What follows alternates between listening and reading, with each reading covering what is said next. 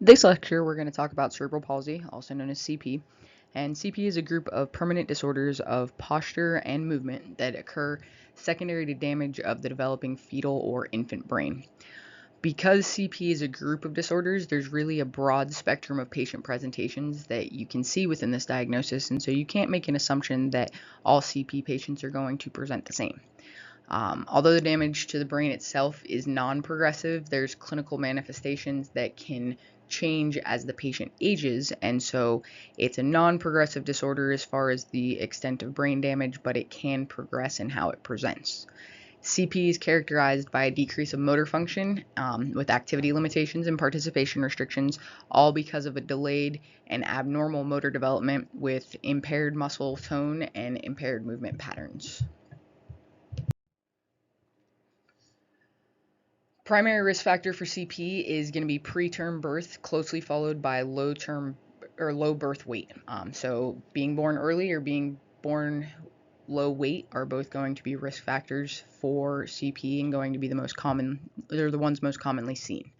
Our prenatal causes have been connected to a fetus being exposed to maternal infections or detachment of the placenta, and also something known as Rh incompatibility, where the mother's body creates antibodies that start basically attacking the fetal development.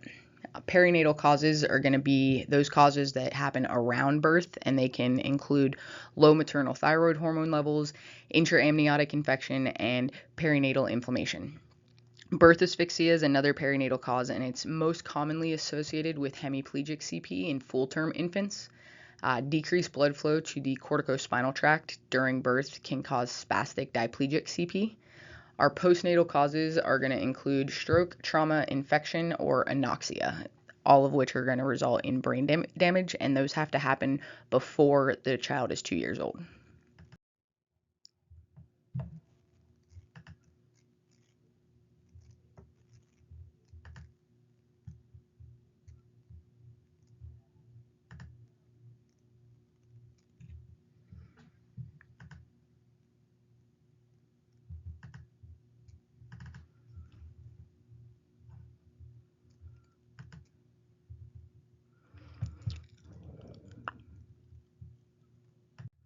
This video is not playing, so I would go into your PowerPoint and play this for a breakdown of the types of CP. It's a pretty quick but very informative video. Hopefully you watched that video. We're going to break that down just a little bit differently, but I do think that video gives you a good presentation of the information for the different types of CP.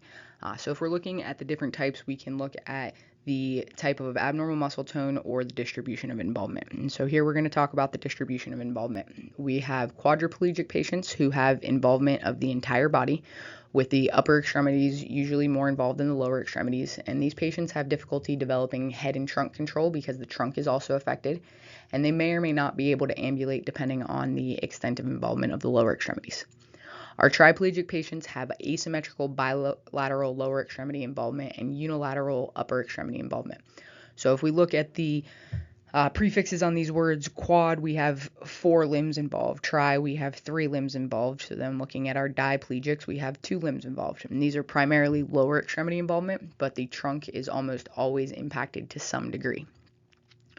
Our patients with quadriplegic, triplegic, and diplegic types CP are going to have bilateral brain involvement. So the damage that occurred to their brain happened bilaterally. Our monoplegic and hemiplegic patients with CP are going to have had damage to only one side of the brain, so they have unilateral brain involvement. Our monolegic patients have only one limb involved, and so again, looking at that prefix mono, we can see one limb involvement. And typically that's a lower extremity that's involved, and our hemiplegic patients have 1/2 of the body affected. So 2 limbs involved, but on the same side of the body. So left upper and left lower, as opposed to our other types are looking at either both sides upper or both sides lower being involved. Figure 6.2 on page 147 in your textbook gives a good visual demonstration of this, and if I were you, I would familiarize myself with that picture. So then beyond distribution, we look at the type of muscle tone that's involved and qualify CP that way. And the spastic type is going to be the most common type. So we have spastic, transient dystonia, rigidity, dyskinesia, ataxia, and hypotonia. And spasticity, dyskinesia, ataxia, and hypotonia are going to be our 4 most common. But spasticity or spastic CP is going to be the most common. And spasticity is a velocity dependent type of muscle tone. So that means that the muscle will only produce increased tone based on the speed of the movement. So it has to have a rapid movement to have this increased muscle tone. And this is different from rigidity, which is not speed dependent. So rigidity is going to have an increased tone regardless of the speed of movement. And we will assess this on each other in class as far as looking at the modified Ashworth scale to determine spasticity, and we'll talk about the difference between spasticity and rigidity a little bit more just to emphasize that, but it's important to note the difference between those. And we find the increased muscle tone most commonly in our anti-gravity muscles. Transient dystonia presents like CP of the dyskinetic type, but it resolves, and so the extent of the brain damage, there's not as much research on the transient dystonia and why it resolves, but it's not typically one that we treat because of that resolution. Rigidity, less common, like you talked about, it's not velocity dependent, and so these patients are going to have an increased tone regardless of whether or not they're in a relaxed state or trying to do something. Children with dyskinesias, ataxia, or hypotonia are going to have all 4 limbs and the trunk involved. And so that's important just when you're doing your chart review, reading through your type of CP. If there's not a distribution that's discussed, you can tell that from the muscle tone involvement based on them having one of those 3 types. Our tone fluctuations are characteristically seen with the athetoid type of dyskinesia. And so dyskinesia means disordered movement, right? And so a disordered movement is going to present as either a dystonia or an athetoid or athetosis. And so our athetosis is going to be that slow and writhing movement where they have kind of this rhythm to it, and there's a lot of tone fluctuations that are seen with athetosis. Whereas dystonia is going to involve more of the co-contraction of muscles, so it makes it difficult for patients to switch between movements or perform more complicated tasks because they kind of have this overactivation of muscles throughout their movement. Ataxia is going to be defined by the loss of coordination, and this is going to be a result of damage to the cerebellum. And these patients are typically going to have poor coordination, but also low postural tone that we need to be mindful of for education and interventions. And then our hypotonic patients are going to present as floppy babies, and this is a term that you will hear in the clinic. It's also even referenced in your textbook, I'm pretty sure. And these patients with hypotonic CP can either stay low tone throughout their entire life, they can have their tone increase to normal as they age, or they can have tone increase to a hypertonic state as they age. And so where we talk about it being a non-progressive disorder with a progressive presentation, this is one of those examples of that progressive presentation. Positioning and handling techniques, especially in educating patients on lifting and carrying, become extremely important in the CP population because of the variances in tone that we can see. The distribution of muscle tone can change based on the child's position to gravity, so how we lay them, whether that's supine, prone, seated, whatever position we're putting them, can break up that tone. And so this is all what we need to consider in the education that we're providing the patients for, or the patient's caregivers and their parents, for how to manage functional tasks and be able to limit the effects of tone. So we want to remember those carrying techniques for hypotonic patients. We don't want to lift them underneath the arms when they're hypotonic. We also don't want to lift underneath the arms when they have increased tone in the lower extremities.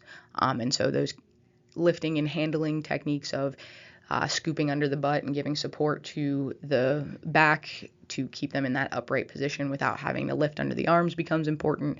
And then performance of functional tasks in the correct position based on tone presentation and how we can break that tone up are very important attributes to CP intervention. When we look at the most common presentation of increased muscle tone, for the upper extremity, we're going to see involvement of the scapular retractors, the elbow flexors, the forearm pronators, the wrist flexors, and the finger flexors. For the lower extremity, we're going to see more of the hip flexors, hip adductors, knee flexors, and ankle plantar flexors involved. And so knowing where that tone can exist is helpful for us to know not only where we need to help reduce tone, where we need to stretch, but also what functional limitations the child might present with. The gross motor function classification system is a 5-level scale that determines motor level for a child with a motor disability. So it's not specific to CP, but it is utilized with patients with CP. And it's scored based on a patient's usual performance. So this isn't going to be their best, this isn't going to be their worst, this is their usual typical performance. So level 1 is they can walk without limitations. Level 2 is they walk with limitations. Level 3 is walking using a handheld mobility device. Level 4 may use power mobility. Level 5 is transported in a manual wheelchair in all settings. Beyond the motor deficits that are associated with CP, we also see other associated deficits, including feeding and speech impairments, breathing inefficiency, and that can sometimes be related to tone, intellectual disability. Remember that motor development drives cognition, cognition drives motor development, and so when there's a limitation to motor development, we typically see an intellectual disability that can accompany that, or a cognitive delay that can accompany that. Seizures are another one. Visual impairments, hearing, speech, and language impairments are all also associated deficits of CP. When we look at treating patients with CP, it's important to know what kind of impairments we're going to be expecting based on the type of CP that they have. And we expect to see differences in patients with spastic CP versus our other types of CP. So if we look a little more specifically at spastic CP here, one of the issues that we know we're going to be dealing with is tone. And so it's important to note that rhythmic rotation and slow rhythmic rocking are useful tools for reducing tone. And we also want to make sure that we perform stretching of hypertonic muscles, especially the hip adductors being most common in the spastic CP population. But just noting overall that they're going to have increased tone as a result of spastic CP, and that we need to address that in some capacity.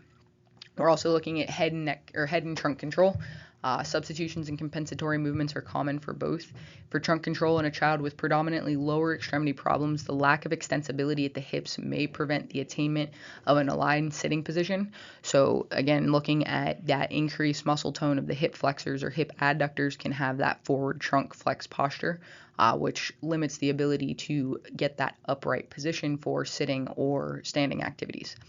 Trunk rotation can be absent or impaired secondary to a lack of balanced development of the trunk extensors and flexors. Without this balance, controlled lateral flexion and rotation are not possible, and so we need to note looking at a balancing between the trunk extensors and the trunk flexors and where we have weakness, where we have overactivity, and how we can incorporate those lateral flexion and rotation movements. And transitional movements are extremely difficult for this population because of that absence of lateral flexion and rotation. We also need to note the influence of tonic reflexes. When they have not been integrated at the appropriate age, they can limit motor development. So retention of reflexes impairs the acquisition of postural responses and the use of extremities for protective reactions. Tonic reflexes are retained because of the lack of typical development of selective motor control.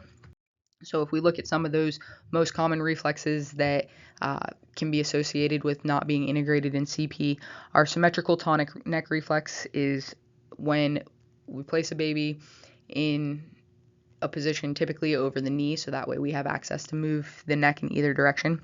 When the baby's neck flexes, we see bilateral lower extremities extend with bilateral upper extremities flexing. When the baby's neck extends, we see bilateral lower extremities flexing with bilateral upper extremities extending. And if this reflex isn't integrated, it can limit the ability to dissociate movements and can result in bunny hopping instead of creeping when the child reaches that appropriate stage of motor development. The supine tonic labyrinthine reflex is tested in a supine position. We see increased extensor muscle activation when the reflex is still present. So if they were in prone, it was the prone tonic labyrinthine reflex, we would see an increased flexor muscle activation in that position. And so where we see limitations of this is in the supine.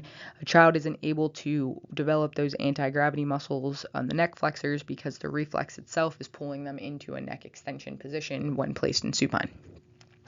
The asymmetrical tonic neck reflex we talked about in one of our previous lectures being that fencing position. So when the baby's head turns to the left upper extremity and left lower extremity extend while the right upper extremity and lower extremity flex.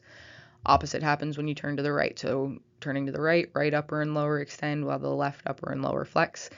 And failure of this reflex to integrate can limit hand-to-mouth function and visual tracking. Moving forward with some of those other impairments, we can see with movement transitions, the inability to generate sufficient muscle activity in postural muscles for static balance is further compounded by the difficulty in anticipating postural changes in response to body movement.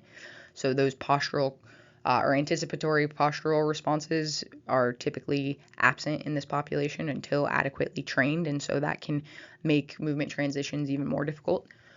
For mobility and ambulation, impaired lower extremity separation hinders reciprocal leg movements for creeping and walking. So we talked about prolonged presence of those primitive reflexes like the STNR, which limits the dissociation of upper and lower extremity motions.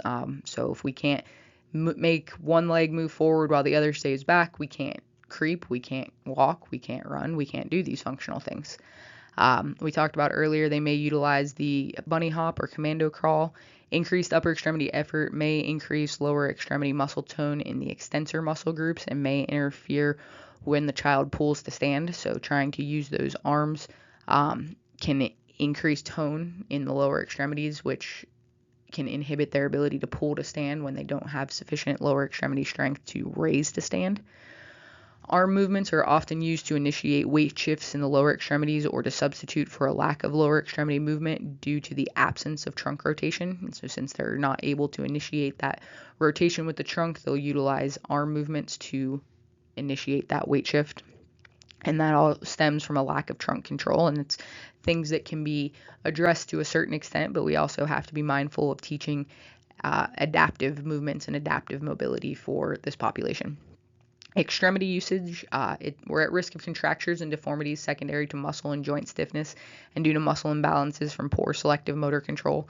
Remember that spasticity is going to likely result in positions being held that are abnormal for functional movements, and so we might need to recommend appropriate splinting and definitely appropriate patient and caregiver education on positioning for daily tasks as well as sleeping at night to limit the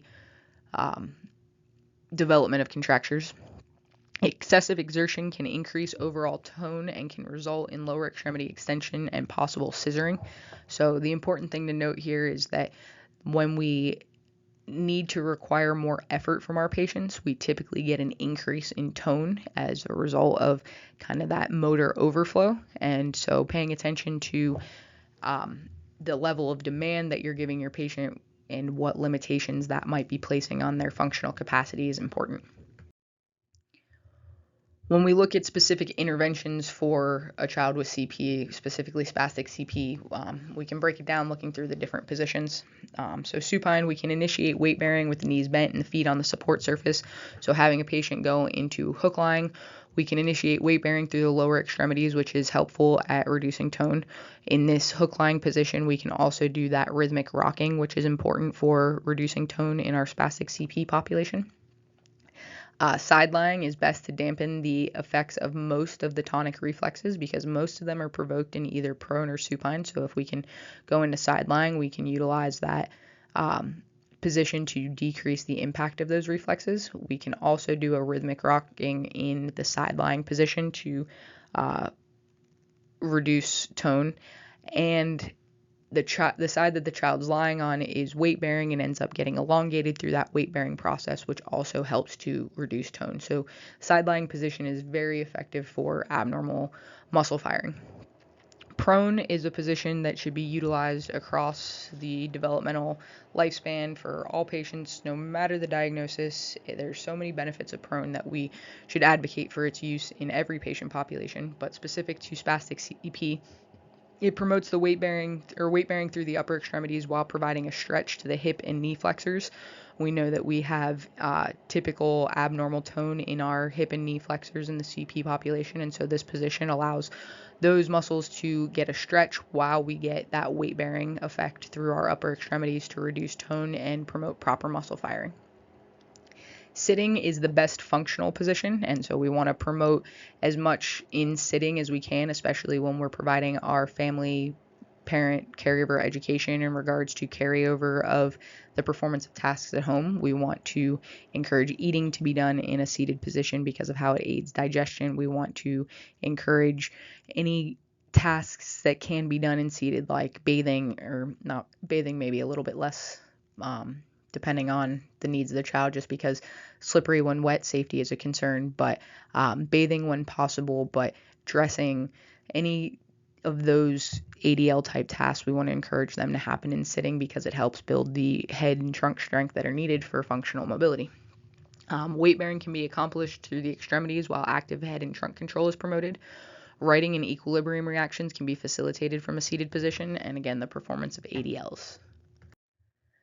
We'll move on to quadruped. The benefits of quadruped include that all extremities are weight bearing. So this is our progression from prone, where we can have weight bearing now through our upper extremities as well as our lower extremities, and the trunk must work directly against gravity. It provides opportunity for dissociated movements, so especially when we have the persistence of those primitive reflexes that we need to break up, like our symmetrical tonic neck reflex. Quadruped is a great position for trying to dissociate that. Movement in and out of quadruped to sitting or from quadruped to kneeling encourages exploration of the environment and develops dynamic postural control. Remember, exploration of the environment drives further motor development. But being able to move from quadruped to sitting helps also with that trunk rotation and lateral flexion. And then just quadruped to kneeling helps with the hip extensor strength needed to A, combat the hip flexor spasticity, and B, provide the stability needed for standing.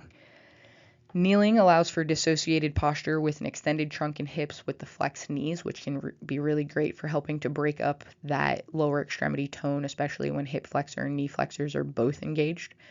The balance responses can be practiced without having to control all lower extremity joints, so we have better emphasis on our trunk and hip control before needing to integrate ankle and knee control in a standing position.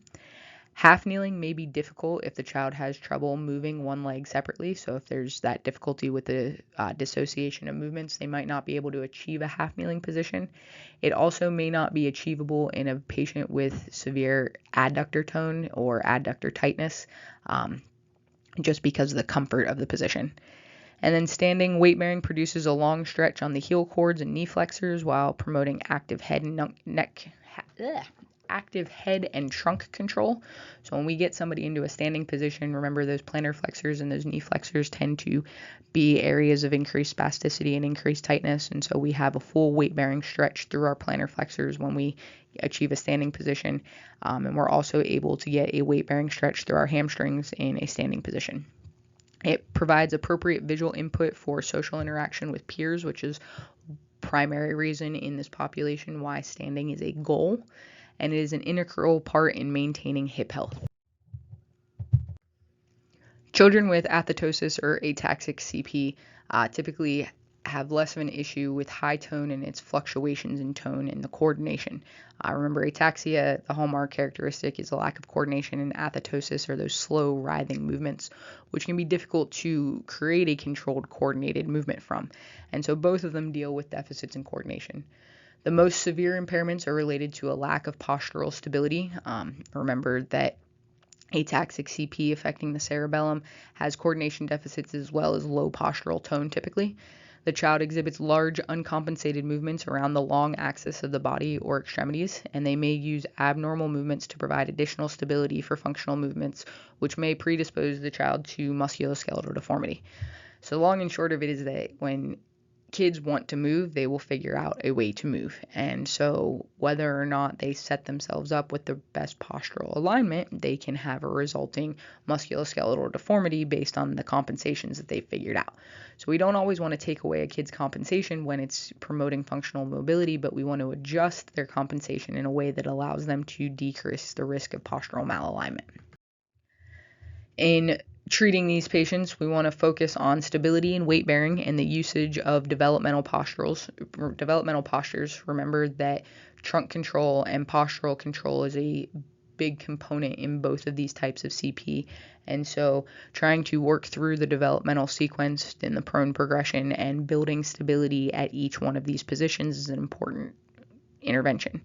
Approximation by providing compression through the joints or putting the patient in weight bearing is not only going to help reduce the fluctuations in muscle tone, but will also promote proper muscle firing and help better stability within each of the joints that we're moving.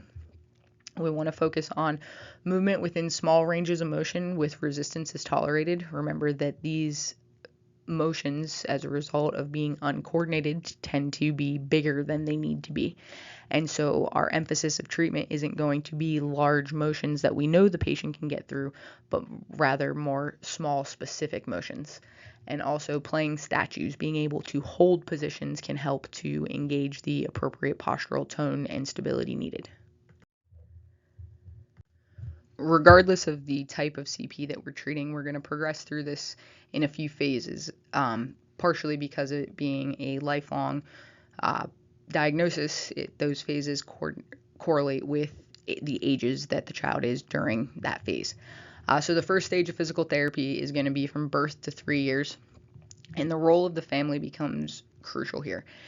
It's really important to have the patient or parents and caregivers incorporate positioning and handling throughout the child's daily routine during all of their regular activities like diaper changes, bathing, feeding, all of those things. The family and the patient have the most important role to play in this first stage, specifically the family, because birth to 3 years, the patient, the child themselves, isn't doing a whole lot. And so it's really important that we emphasize the role of the family during this.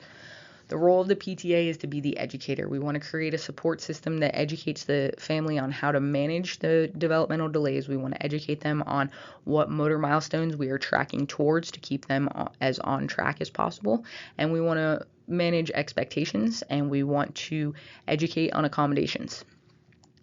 Handling and positioning. Most handling and positioning techniques represent the use or modification of the developmental sequence to maximize function. So remembering to go back to your developmental sequence, working your patient through there to gain the functional needs that they have based on their age. And feeding and respiration, teaching and facilitating appropriate upright positioning, because remember, we breathe easier in a seated position and we eat and digest better in a seated position. And so the more we can work towards educating parents on how to get their child into a seated position for those activities at home, the better off the child will be in the long term. Therapeutic exercise is going to be geared towards gentle range of motion, including passive and active. Infants do not have complete range of motion in the lower extremities normally. The hips should never be forced into abduction or extension, because this places the child at risk for a hip dislocation, and we don't want to do that. We'll focus on motor skill acquisition, such as the utilization of age-appropriate play. Remember that children, their primary occupation is to play, and so the primary interventions we will utilize with them is going to be play, but we are trying to get their level of play to be age-appropriate. So if they are delayed in their motor sequence, then we are setting goals to make them age-appropriate with their motor development and engaging the use of play to achieve that. Adequate time playing on the floor is necessary to encourage movement against gravity. So we need to encourage tummy time. We need to encourage quadruped. We need to encourage them just being on the floor trying to push up against gravity. And balance the benefits of supine or prone with the benefits of upright positioning. So again, we need that trunk control in an upright position for our functional activities.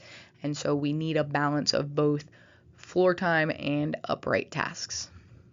Constraint-induced movement therapy is a little more controversial, and so I wouldn't say that it's as widely used as it used to be. But basically, in patients with hemiplegic CP, where they have one side of the body that is weaker or paralyzed, constraint-induced movement therapy would restrain the other side of the body to force them to use the weakened side. There's evidence to support it, but should not be utilized, or it should be utilized on a case-by-case basis with team input because it is a controversial intervention. We also want to make sure that we are promoting functional postures during this first phase, our first stage. Birth to 3 years is the biggest time period of our developmental growth and trying to gain the functional foundation that we need for all of our lifespan activities. So focusing on promoting upright functional postures as often as possible, utilizing adjustments to promote proper posture within the constraints of positioning that the child can achieve. So, if they can't get a fully seated position, but we can work on head and neck control, on a wedge because maybe they still have presence of the supine tonic labyrinthine reflex. And so we have limited ability to get neck flexion engaged when they're in a full supine position, but we place them on a wedge so that they have to go against gravity in order to train to get up to an upright position. Use of standers when the child cannot achieve stance independently is indicated for this population. We don't want to begin them until around 12 to 16 months of age because we want to promote the child trying to get to a standing phase on their own. And so premature intervention can limit the child's self-exploration to get to standing. Standing should be done for at least 60 minutes, 4 to 5 times per week, with the goal to improve bone density, hip development, and manage contractures. The hip development, the specific part of that is that the acetabulum doesn't deepen without weight bearing, without the femoral head weight bearing onto the acetabulum to deepen the socket. And so use of standers helps to give better joint integrity to the hip as the child ages, because even if they aren't able to become ambulatory, we're still at decreased risk of dislocation when we've implemented standing and weight bearing activities early on. And promoting independent mobility intervention should be geared towards promoting the highest level of independent mobility attainable for the child. So remember to be realistic and practical, but always pushing to the highest levels of independence. During this birth to 3 years, part of the decision making that needs to happen by the physical therapy team is whether or not there should be gait goals involved. And to do that, we use ambulation predictors to assess the child's likelihood of ambulating. And it's typically predicted by the child's ability to transfer to and from sitting and standing, because that involves the ability to weight bear through the lower extremities. It involves trunk rotation, lateral flexion, which is associated with the dissociation of extremities needed for ambulation. And so if we look back to that gross motor scale, level 2s are expected to walk by 4 to 6 years without any assistive device, and level 3s are expected to walk by 4 to 6 years with an assistive device. And so we obviously have a delayed onset of ambulation in the CP population, but 4 to 6 years is our target goal to have ambulation independent. When we do have gait goals, because ambulation is an appropriate goal for that patient, use of body weight support treadmill training can be extremely beneficial because it supports increased gross motor performance and walking speed. And so that's just essentially harnessing the patient typically over a treadmill, but you can also do open floor space walking in a way that you support them with the harness so that not all of their body weight is being supported on the treadmill or the open floor while they ambulate, so they can focus on appropriate movements and getting the right gait pattern and therefore improving their gait speed.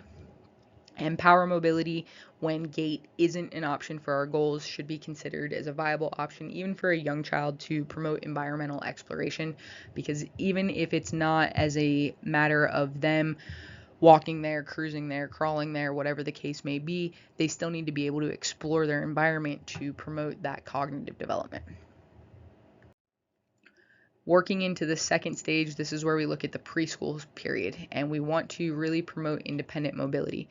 Remember, 4 to 6 years is our goal age for independent ambulation with or without an assistive device, and so that's going to coincide with our preschool period, making independent mobility really important for ambulation, making ambulation really important for independent mobility. And if ambulation isn't the goal, then power mobility, making sure that they are safe and know how to utilize it correctly, appropriately, all of those things. We have to make sure that they have upright mobility in order to do that. Looking at gait, the application of orthoses as needed to address gait deviations. AFOs are the most commonly utilized in patients with CP. Assistive devices we use only as appropriate to improve performance and safety. Again, depending on the tone presentation of the patient, sometimes assistive devices get in the way and become more of a safety concern. And so we try them in therapy. We don't recommend them until we know that the patient can be successful for them. And again, thinking about power mobility. Moving on to the third stage is where we look into school age and adolescence. And this is going to be where patients with CP are more typically seen in a school setting because of the access of physical therapy within a school setting. During this stage, we want to focus on self-responsibility and motivation. They have, in theory, hopefully been in therapy since the first stage and have learned the positioning and handling. They know the motor movements that they need to do. They have a sense of independence that they can start taking on with these things and doing their stretches. And so it's our job to teach that self-responsibility and keep them motivated to making this a lifelong process of management. There's physiologic changes that happen as a result of growth through school age and adolescence. And so noting that changes in tone can result as a result of those physiologic changes. Growth spurts can have periods of either increased tone or decreased tone. We can have the effects of hormone changes with puberty. And so your clinical manifestations may evolve as the patient progresses through this stage. Independent strength, fitness, community integration. At this point, we should hopefully have them as mobile as their highest level of attainment is going to be, and it's about refining that mobility and promoting independence for lifelong maintenance of their highest level of function. The fourth stage is going to be moving into adulthood, and again, hopefully we've seen a patient from first stage, second stage, third stage into adulthood in this fourth stage, but we're really kind of building off of that third stage, that independence in the adult context. And so we may have a little bit more interaction with the OT team as far as some of the transition in life demands for adulthood versus childhood. But overall, we're looking at promoting independence and mobility, a healthy lifestyle, community participation, independent living, and whatever vocation that they need to be able to do and whatever demands that's going to place on them. How can we teach them the functional skills needed to attain that? Outside of physical therapy management of CP, we also have medical management of CP that we need to be familiar with, so that way when we're doing a chart review, we understand what the things are. But also, if a patient comes to us with questions, we know how to answer those questions as far as what something is for. So looking at medications, Valium and botulinum toxin are two of the most common medications that patients with CP will be taking, and they are both aimed at reducing spasticity. It's important to note that the medications aimed at reducing spasticity often produce the side effects of fatigue and lethargy. And so we have to be mindful of that when we are picking our interventions, and also mindful of that when we're educating our patients on addressing the timing and management of their medication, because they want to see maximal effects for the decreased spasticity, but the minimal effects of the side effects. And so paying attention to that can be important. We also need to note, as we are looking at managing the symptoms of CP, that patients have often learned how to utilize their symptoms to their advantage.